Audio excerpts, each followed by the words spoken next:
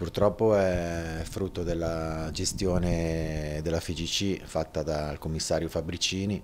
Ha fatto tanti errori, tra questo anche aver lasciato le maglie per le iscrizioni troppo larghe. In queste maglie si sono inserite diverse società che non avevano i parametri per poter giocare il campionato di Lega Pro e che invece si sono iscritte con i danni che si stanno vedendo fino ad ora. Viene annullata la partita da recuperare col Pro Piacenza, quindi arrivano a 3 punti che comunque fanno alzare la posizione in classifica della squadra.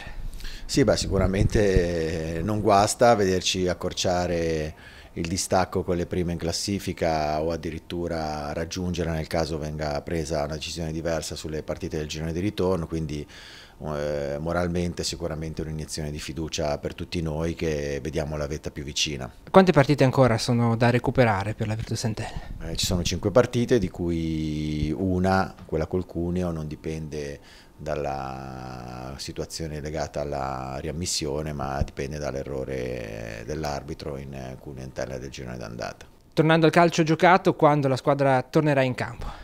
Domani abbiamo un appuntamento importantissimo con la Pistoiese, il recupero della partita d'andata.